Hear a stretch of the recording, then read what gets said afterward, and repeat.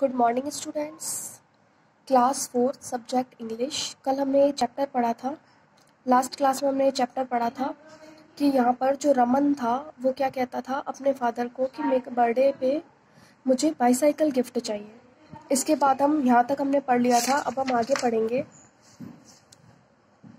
I will definitely try and get one for you. उसके father उसको कहते हैं कि मैं पूरी कोशिश करूँगा तुम्हारे लिए वो प्राप्त करने के लिए। किसको? साइकिल को। इसके फादर बोलते हैं रमन के कि मैं तुम्हारे लिए साइकिल को लाने की पूरी कोशिश करूँगा। His father promised. उसके फादर ने क्या किया? वादा किया। Raman felt so happy. Raman जो है वो बहुत खुश हुआ। That he told all his friends about the gift that he was about to gate.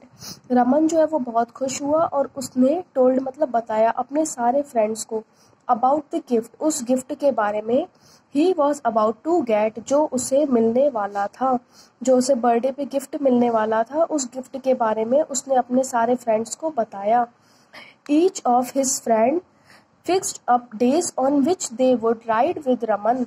उसके जो सारे फ्रेंड्स थे उन्होंने क्या किया? फिक्स किए डे फिक्स किया कि रमन के साथ बाईसाइकिल पर कौन सा फ्रेंड जो है किस दिन राइड मतलब होता है सवारी करना। जैसे बाईसाइकिल के पीछे बैठकर एक फ्रेंड जाता है तो उसके रमन के सारे फ्रेंड्स ने फिक्स किया कि कौन सा जो फ्रेंड होगा वो किस दिन उसके पीछे बैठकर राइड पे जाएगा या सवारी पे घूमने जाएगा। His birthday finally arrived. आखिरकार उसका जो बर्थडे था वो आ गया था। व्हेन ही वोक अप, वह उठा बर्थडे वाले दिन। He found his mother and father standing next to his bed. उसने पाया, ही फाउंड मतलब उसने पाया, हिज मदर एंड फादर कि उसकी जो मम्मी थी और पापा थे standing next to his bed. Next to मतलब उसके पास में, बेड के पास में जो है उसके मदर और फादर खड़े थे। He saw a beautiful gift wrapped nicely in his father's hand. उसने देखा कि एक ब्यूटीफुल सा गिफ्ट था जो रैप किया हुआ था। रैप मतलब आप जानते हो कि गिफ्ट के ऊपर जो पॉलिथीन चढ़ी हुई होती है। तो उसने देखा कि एक गिफ्ट था जो अच्छे से रैप किया हुआ था, वो उसके फादर में के हाथ में था। His father gave him the gift. उसके फादर ने उस गिफ्ट को दिया रमन को। Raman found a pair of shoes in it.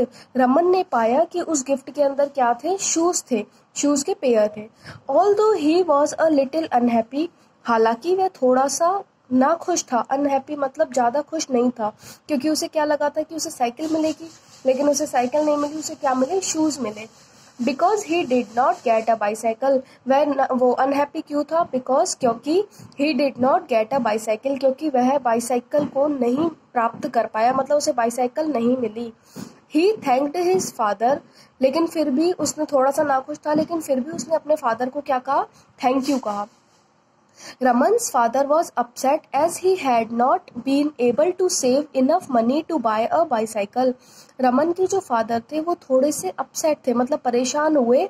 किस लिए परेशान हुए? He had not been able to save enough money, क्योंकि वह मतलब है ना उसकी बाईसाइकिल खरीदने के लिए इतनी मनी सेव नहीं कर पाए थे। आफ्टर अ वीक, एक वीक के बाद, When Raman was walking back to his home from school, Raman जो है जब स्कूल से घर लौट रहा था, from स्कूल मतलब स्कूल से, his home अपने घर, back मतलब वापस जाना, लौट रहा था, और walking करते हुए मतलब वो पैदल जाता था। He saw a boy riding a bicycle. उसने क्या देखा कि जो वो एक लड़का था वो बाईसाइकिल पर जा रहा है।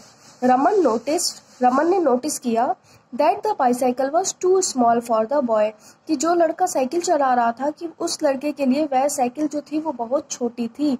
As Raman was thinking this, Raman अभी वह सोच ही रहा था, the boy was crashed into a post.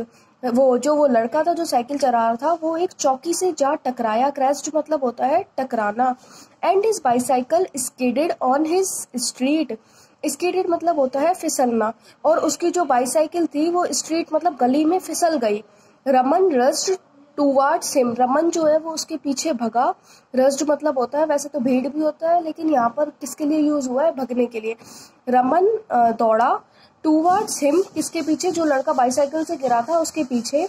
And realised that it was his school mate Sameer, और उसने पाया, रियलाइज्ड किया मतलब महसूस किया कि वो जो साइकिल से गिरा है वो उसका स्कूल मेट है, मतलब उसके स्कूल में ही पढ़ता है, और उसका नाम क्या है? समीर। यहाँ तक आपको यहाँ से यहाँ तक रीड करना है। Thank you.